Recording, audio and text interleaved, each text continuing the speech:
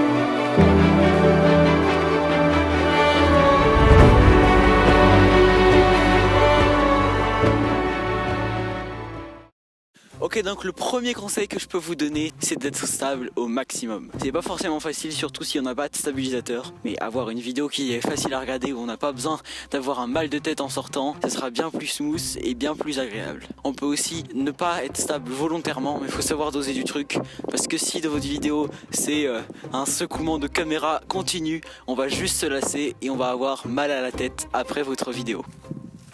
Le deuxième conseil, c'est de faire attention à son cadrage et à sa composition. Pour ça, vous pouvez utiliser la règle des tiers. Ça vous permettra d'avoir une idée de où est-ce que vous pouvez placer vos éléments. Essayez de créer un cadrage créatif permettant de mettre l'attention là où vous voulez. Par exemple, là sur le sujet, le but c'est de mettre sur lui. Donc on va tout faire pour que les lignes aillent vers lui. C'est pas facile à faire, mais si vous maîtrisez ça, vous arriverez à captiver votre audience. Et ça, c'est vraiment quelque chose de sympa.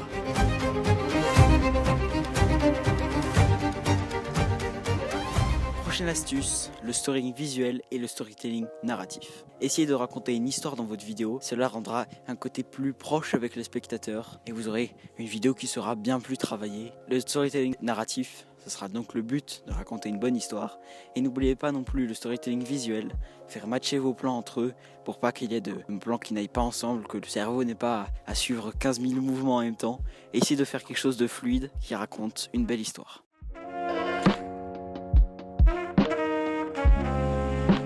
Quatrième astuce, préparez vos vidéos. Si vous préparez le tournage, vous saurez quoi filmer, donc vous aurez des plans plus travaillés, plus réfléchis, et le résultat sera donc meilleur.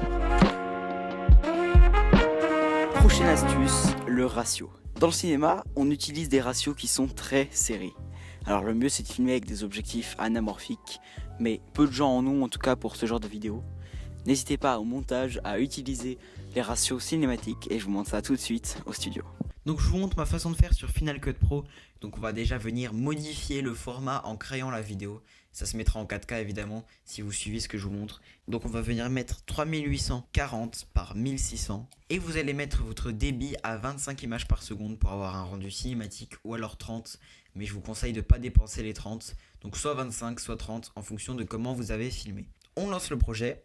Et donc vous voyez qu'on a le grand format bien allongé. Si j'ai mis test avec un E, c'est parce que j'avais déjà créé le projet avant en faisant un test. Bref, c'est pas grave. Si on apporte un rush, vous verrez qu'il ne sera pas adapté parce que j'ai fait comme je le disais avant, on n'a pas d'objectif anamorphique, donc c'est pas au bon format, on filme en 16/9. Donc soit vous ajoutez un preset pour qu'il s'adapte automatiquement, soit vous venez le mettre à 135 si c'est filmé en 16/9. Et là, on est adapté au plan et on est nickel, on est en 4K, la qualité est nickel. Un autre moyen de faire ce rendu serré, c'est de taper l'effet Letterbox. Et là, vous aurez tous les ratios disponibles. Vous pourrez choisir. On a celui-là. Donc là, ça fait rien vu que je suis déjà dans ce format-là. Après, on peut être plus serré. Cet effet-là, c'est à utiliser si vous avez créé votre projet en 16/9.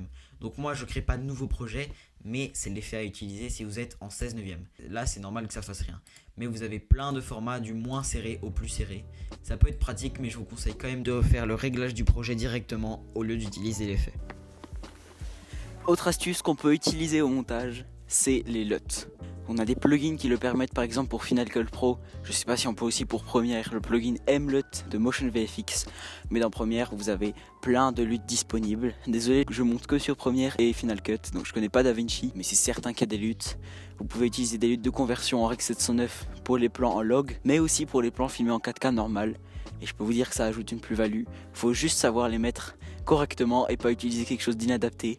Mais si vous maîtrisez ça, encore une fois, ça ajoute vraiment quelque chose de plus profond et de plus cinématique. Dernière étape qui est selon moi la plus importante, et elle est bien en début dans le mot audiovisuel, c'est l'audio. Dans l'audio, on a plusieurs catégories, les effets sonores et les musiques. On va commencer par les effets sonores. Prenons l'exemple de ce plan avec les vaches. Le voici sans effets sonores.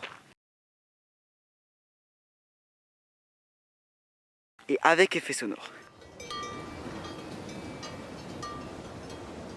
C'est quand même nettement mieux, vous voyez qu'on se sent plus en montagne avec moi. Vous pouvez trouver des effets sonores sur internet et même dans vos logiciels parfois. C'est vraiment très important, essayez de ne pas les mixer trop fort, trop faible, il faut savoir doser des choses. Si vous dosez correctement, vous aurez un très bon résultat. Ensuite, on a les musiques. Choisissez des musiques adaptées. Si vous prenez le dernier son de David Guetta, ça va pas le faire. Prenez des musiques dans le style cinématique, c'est bien dans le nom, cinématique, c'est fait pour le cinéma. Mixez tous vos sons et vous aurez un résultat nettement meilleur. Sur ce, c'est la fin de cette vidéo, j'espère qu'elle vous aura plu et surtout aidé. On se retrouve la semaine prochaine pour une nouvelle vidéo. À bientôt.